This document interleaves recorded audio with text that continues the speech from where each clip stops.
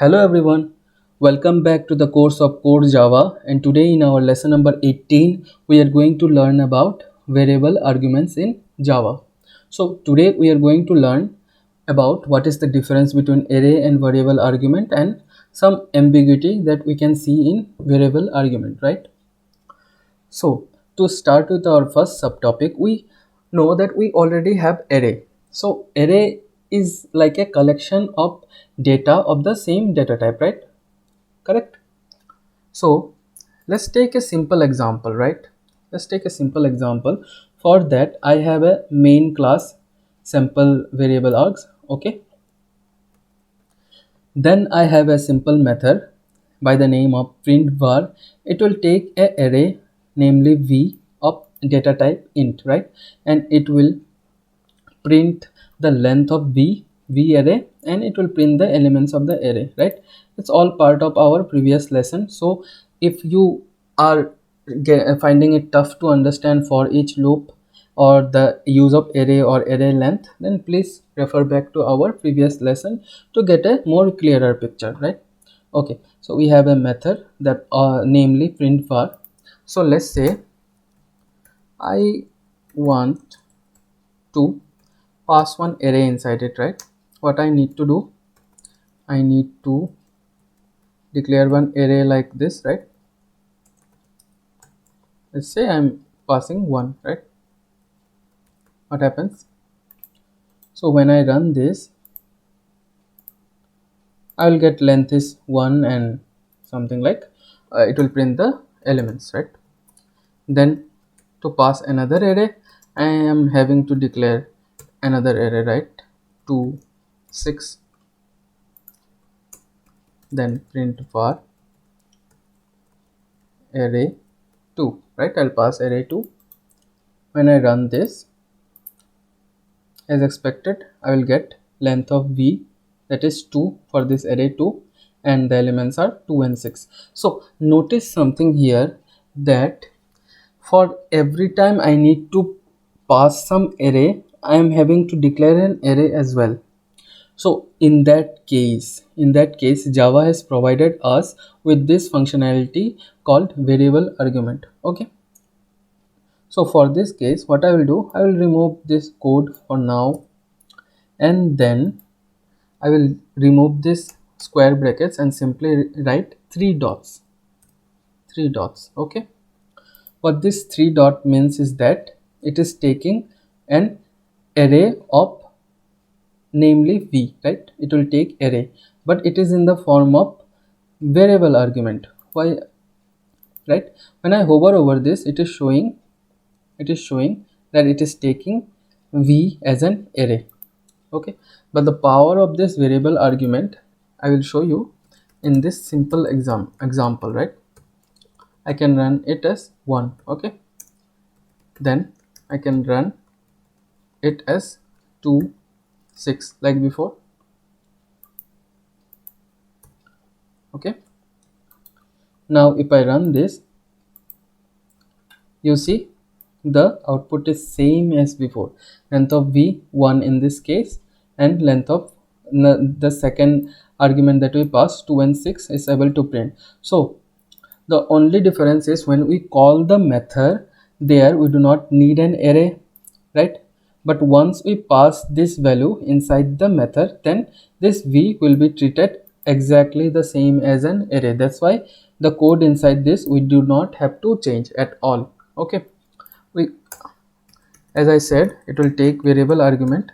Even it can take multiple length, right? Not two only. We can write as many, we can pass as many as arguments that we want. So when I run this, see, we are getting something like length is v, and we are able to print the values. So this is the power of variable argument. So that is the functionality that Java provides us. Okay, before we move towards the ambiguity part, let's learn about some rules, right? Some rules of variable argument. Okay, so here you can see it is taking a variable argument v, but along with this it can take any other argument as well, right? B. Okay, here I can pass true. Okay, for now I'm removing this because you already understood, right, how we can pass variable arguments. Okay, see, here I declared that b1 boolean variable will be taken and the next variable will be of variable argument, right?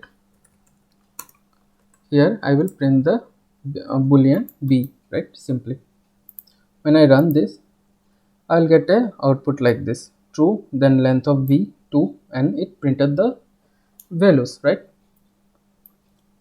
What happens if I shift it? What happens if I shift like this? Will there be an error? Absolutely. Why is that? Because the rule that Java tells us to follow is that whenever you use a variable argument, it has to be declared at the end. Means it has to be put at the end, not at the front or not in the middle as well. For example, I have string s, right? I'll print this string as well. See, even then, even when it is in the middle, it is giving you an error. Okay, if I replace this simply, then there would have been no error, as you see. So the rule is that you need to declare put the variable argument at the very end, not at the beginning, not at the middle, right? Another rule is that, okay, I'll simply pass something here because it's throwing error. I'll pass something. Okay, if I run this, you will get an output like this, right? Test true and length of v. Okay, so moving on to the next rule that I was talking about, that is you cannot have two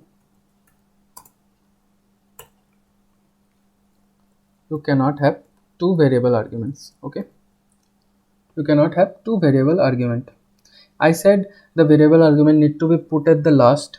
You may have thought like, why not put multiple variable arguments in the at the last, but no, Java does not allow that as well. You can only put one variable argument and it has to be at the last. So multiple variable argument will not be accepted by Java. Okay,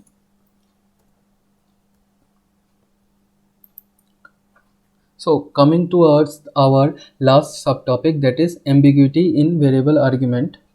Let's see one simple example. Okay, here in this case we have one test class, and inside the test class I have a method named printvar and another method named printvar as well.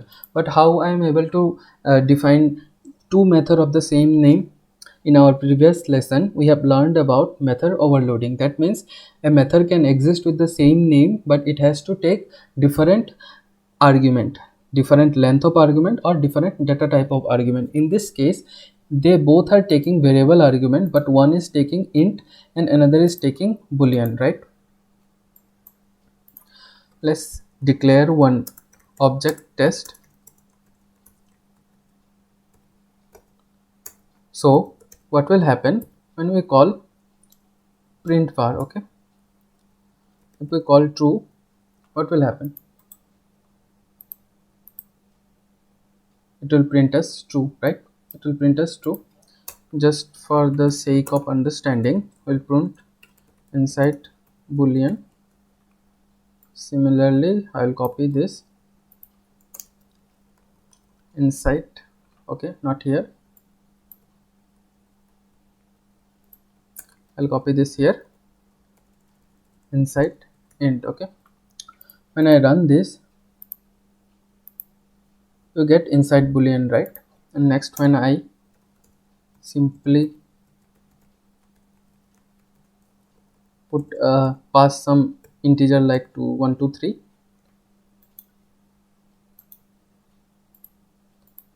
we will get something like this, right? Inside boolean, then inside int. Okay, but what happens when we run this?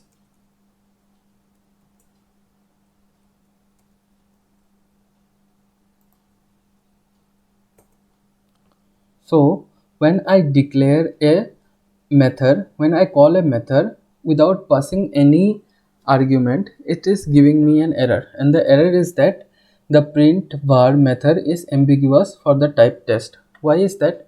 Because this empty argument method could have been for any of this, right? Could have been for any of this.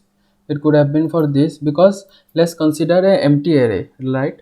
An array with no argument, or with no value. We can definitely pass that, right? We can definitely pass that.